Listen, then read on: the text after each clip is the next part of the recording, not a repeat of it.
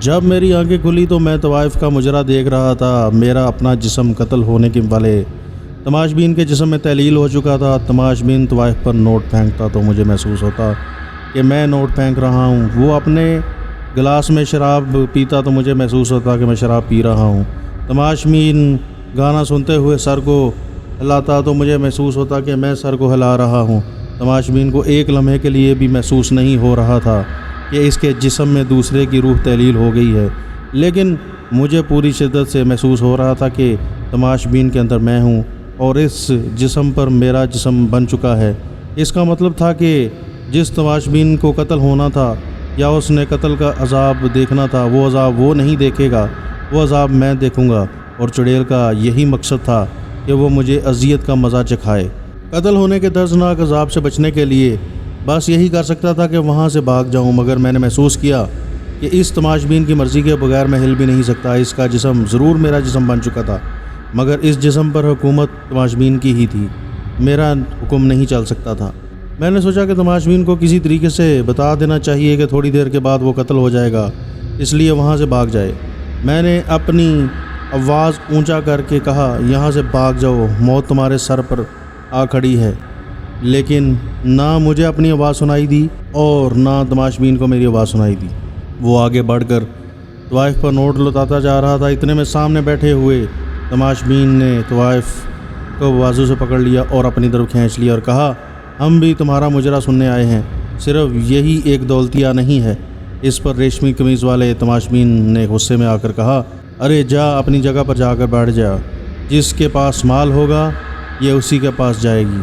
دوسرا تماش بین مشتعل ہو گیا، اس نے میرے دیکھتے ہی دیکھتے پستول نکال لیا اور ریشمی قمیض والے تماش بین پر فائر کھول دیا۔ گولی اس کے سینے پر لگی اور دل سے پار ہو گئی۔ میری چیخ نکل گئی، یہ گولی جیسے میرے سینے پر لگی ہو اور میرے دل کے پار ہو گئی ہو۔ درد کی ایک شدید ٹیس میرے دل سے اٹھی، جس نے میرے سارے جسم کو، میرے سارے وجود کو روئی کی دھنک کی طرح توڑ کر رکھ دیا۔ یہ درد کی ایک مسلسل ٹیس تھی جو گرم آہنی سلاخ کی طرح میرے دل میں گھس گئی تھی۔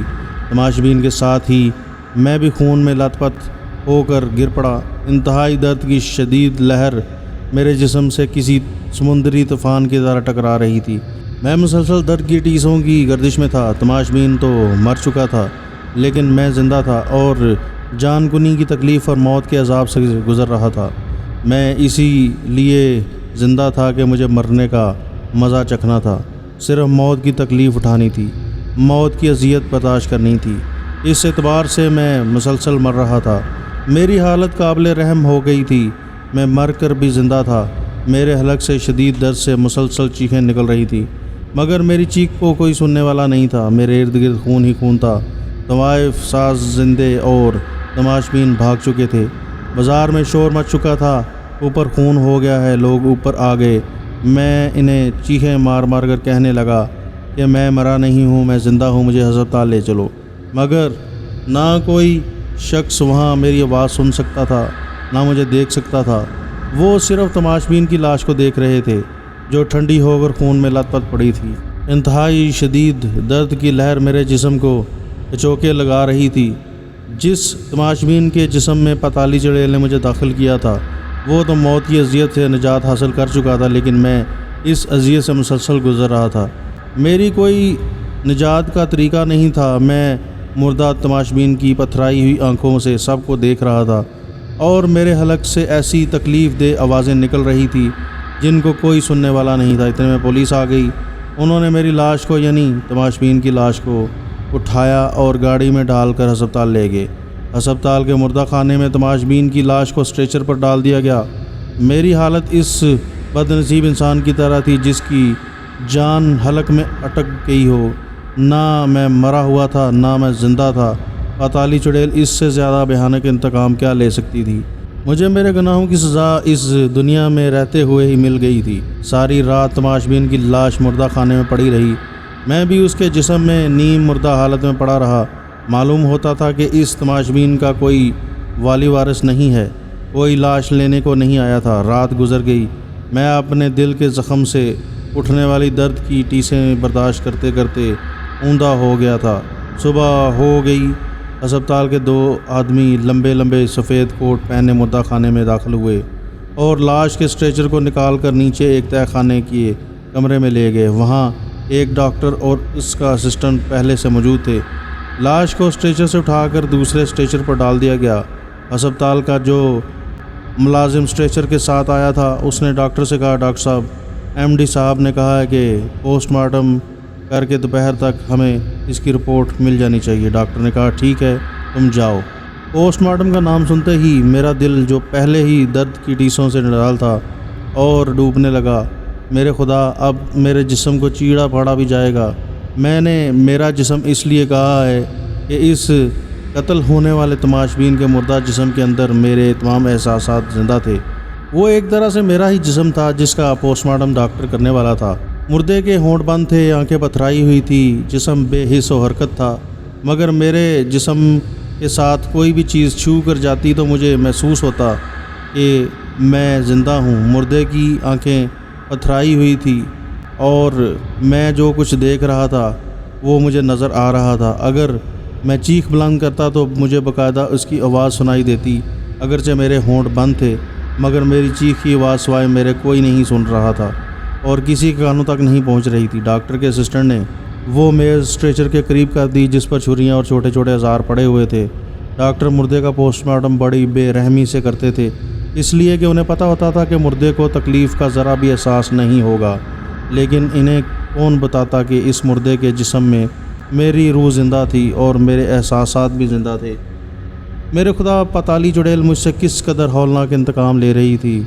اس نے اب میرے جسم کو اور تکلیف پہنچانا شروع کر دی تھی۔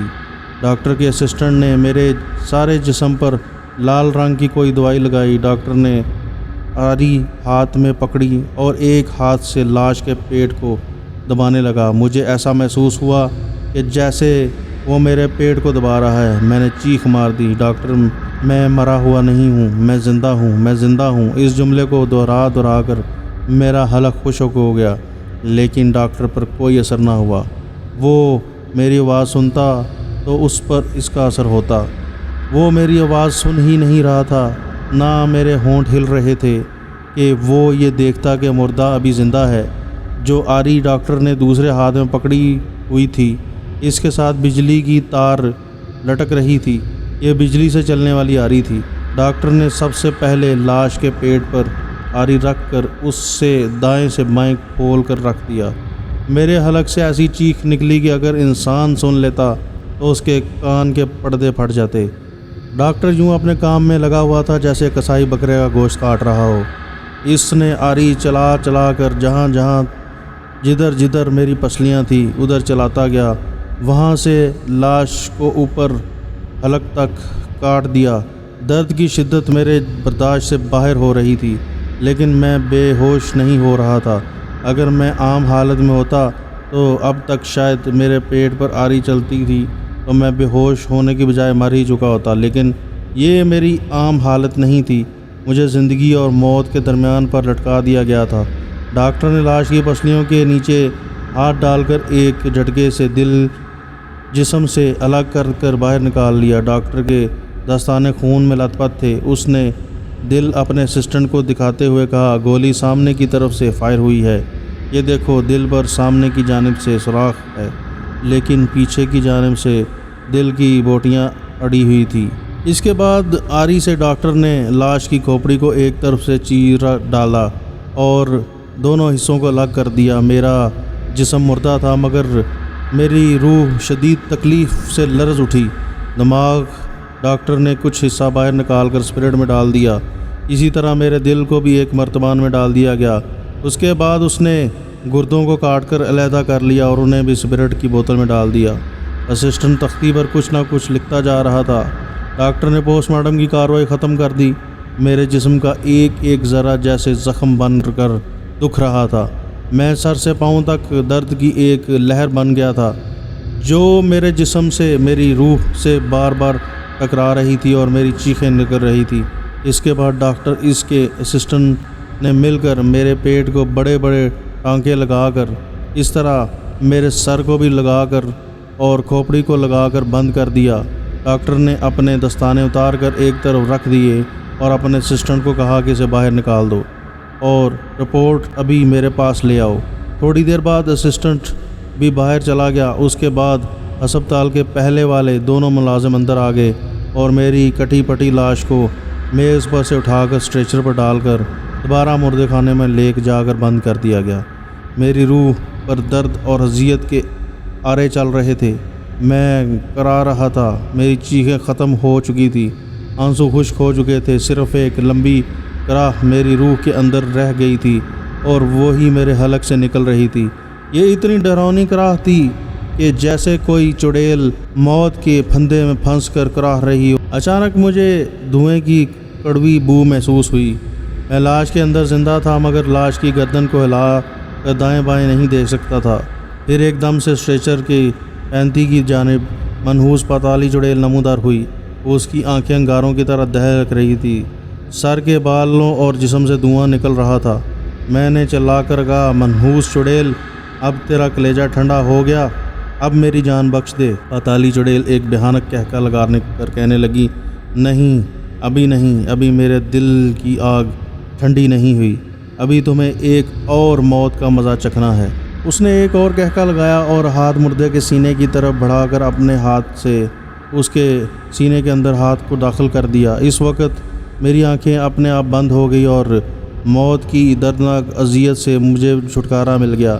میں نے محسوس کیا کہ میں ایک بار پھر پتالی چڑیل کی مٹھی میں بند ہو چکا ہوں اور مٹھی کے باہر تیز ہواؤں کا آندھیوں کا شور مچا ہوا ہے۔ میں اندھیرے میں اپنے آپ کو دیکھ نہیں سکتا تھا۔ میں نے اپنے جسم پر ہاتھ پھیرا تو مجھے محسوس ہوا کہ میں انسانی جسم میں واپس آ گیا ہوں، لیکن میرا جسم انگوٹھے کے برابر تھا اور بہت ہی چھوٹا تھا۔ میری آنکھوں میں آنسو آ گئے اور میں گھٹنوں میں سر دے کر سمٹا مٹھی کے اندر بیٹھ گیا۔ اس کے بعد مجھ پر نیم بے ہوشی کی کیفیت طاری ہو گئی اور کچھ دیر بعد مجھے بالکل ہوش نہ رہا کہ میں کہاں ہوں۔ ہوش آیا تو میں پہلے کی طرح شیشے کی بوتل میں تہہ میں بند تھا۔ وقت کا احساس ہی ختم ہو چکا تھا، نہ دن کا پتہ لگتا تھا، نہ رات کا پتہ لگتا تھا، نہ شام کا پتہ لگتا تھا، نہ دوپہر کا پتہ لگتا تھا، نہ سورج نکلتا تھا، نہ سورج غروب ہوتا تھا، نہ تارے چمکتے تھے۔ ہوش اور بے ہوشی کے درمیان ایک طویل لمحہ تھا، ایک طویل سفر تھا جو کچھ معلوم نہیں تھا کہ کب تک شروع ہوگا اور کب تک ختم ہوگا۔ میری یادداشت ضرور قائم تھی، مجھے احساس تھا، مجھے معلوم تھا کہ میرا نام سلیم احمد ہے، لاہور کی اکبری منڈی میں میری دکان ہے، میرا دوست خالد میرا شریک کار ہے، میرے ماں باپ فوت ہو چکے ہیں اور آسمہ میری بہن ہے جس کو میں نے پتالی چڑیل کے ہلاکت خیز قبضے سے نجات دلائی تھی، اور اب پتالی چڑیل مجھ سے اس چیز کا انتقام لے رہی تھی۔ میں اپنا انگوٹھے کے برابر جسم لیے بوتل کی تہہ میں گم سم بیٹھا ہوا تھا۔ یہ پتالی چڑیل کی اسیب زدہ کوٹری تھی۔ اس طرح کوٹریوں میں آمنے سامنے دیواروں پر دیے جل رہے تھے۔ کبھی لگتا تھا کہ دیے بجھ رہے ہیں، کبھی لگتا تھا لو پہلے سے زیادہ تیز ہو گئی ہے، کبھی ایسا محسوس ہوتا تھا کہ کوٹری میں گپ اندھیرا ہو گیا ہے۔ میں کچھ ہوش میں تھا، کچھ بے ہوش تھا۔ اس کے بعد مجھے واقعی کچھ ہوش نہ رہا۔ مجھے محسوس ہوا کہ میرا چھوٹے سے جسم سے ہوا کے تپڑے بار بار ٹکرا رہے ہیں۔ مجھے ہوش آ گیا، میں نے آنکھیں کھول دی۔ میں پتالی چڑیل کی مٹھی میں بند تھا۔ مٹھی میں نہ وہی ناگوار بو پھیلی ہوئی تھی۔ پتالی چڑیل کی بند مٹھی کی درزوں میں سے کبھی روشنی کی چمک اندر آ جاتی اور پھر غائب ہو جاتی۔ میں مٹھی کے اندر گھٹنوں کے بال چل کر چڑیل کی انگلیوں کی درزوں میں سے جھانک کر میں نے نیچے دیکھا۔ نیچے کشادہ سڑکیں اور روشنیاں ہو رہی تھی۔ پتالی چڑیل سڑک سے کافی بلندی پر اڑ رہی تھی، مجھے کسی جگہ لے جا رہی تھی۔ اس نے مجھے خود ہی کہا تھا کہ میں تمہیں بار بار موت کا مزہ چکھاؤں گی اور اس وقت تک تمہیں موت کی اذیت سے گزارتی رہوں گی جب تک میرا انتقام کی آگ ٹھنڈی نہیں ہو جاتی۔ میں اب تیسری بار موت کا مزہ چکھنے کے لیے جا رہا تھا۔ معلوم نہیں مجھے اس بار کس طریقے سے مارنا چاہے گی۔ میں پتالی چڑیل کی بند مٹھی کی درزوں میں سے نیچے شہر کی روشنیوں کو پیچھے کی طرف تیزی سے گزرتے ہوئے دیکھ رہا تھا۔ ایسا لگ رہا تھا جیسے میں کسی ہیلی کاپٹر میں بیٹھا ہوں اور شہر کے اوپر سے گزر رہا ہوں۔ جب شہر کی روشنیاں پیچھے رہ گئی تو پتالی چڑیل نے اڑتے اڑتے اپنی بلندی کو کم کرنا شروع کر دیا۔ ایک جگہ کسی آبادی کی اکا دکا روشنیاں نظر آنے لگیں۔ پتالی چڑیل اس آبادی کے اوپر آ گئی اس نے آبادی کے اوپر 2 چکر لگائے، پھر وہ ایک مکان کی چھت پر اتر گئی۔ خدا جانے یہ ہندوستان کا کون سا شہر تھا۔ یہ اس شہر کی باہر کی کوئی کالونی تھی۔ ماڈرن طرز کے درمیانے درجے کے کوارٹر ایک دوسرے کے ساتھ بنے ہوئے تھے۔ جس پر پتالی چڑیل اتری، اس مکان میں سے 2 عورتوں کے رونے اور بین کرنے کی آوازیں آ رہی تھی۔ اس مکان میں کوئی مر گیا تھا۔ پتالی چڑیل نے مٹھی بند کر رکھی تھی، مٹھی کی انگلیوں کی درزوں میں سے باہر دیکھ رہا تھا۔ پتالی چڑیل نے مکان کی چھت پر سے صحن میں چھلانگ لگا دی۔ وہ ایک دم نیچے گرنے کی بجائے آہستہ آہستہ نیچے اتر رہی تھی۔ صحن میں روشنی ہو رہی تھی۔ اس روشنی میں مجھے بانس جوڑ کر ایک سادہ سا چارپائی کی طرح کا ایک چیز بنائی گئی تھی۔ میں سمجھ گیا کہ یہ کسی ہندو کا گھر ہے، یہاں کسی کی موت واقع ہو گئی ہے اور صحن میں مردے کو شمشان گھاٹ لے جانے کے واسطے بھوپان تیار کیا گیا ہے۔ مسلمان میت کو لے کر جاتے ہیں تو ایک مخصوص چارپائی پر ڈال کر اسے اوپر سے سبز چادر سے ڈھانپ کر لے کر جاتے ہیں اور جنازہ پڑھا دیتے ہیں۔ ہندو اپنے مردوں کو جلانے کے لیے شمشان گھاٹ بانسوں سے جوڑ کر بنائے ہوئے ایک سٹریچر پر لے جاتے ہیں، اسے بھوپان کہتے ہیں۔ چنانچہ جب کسی ہندو کا مردہ شمشان گھاٹ کی طرف لے جا رہا ہوتا ہے تو کہتے ہیں کہ بھوپان جا رہا ہے۔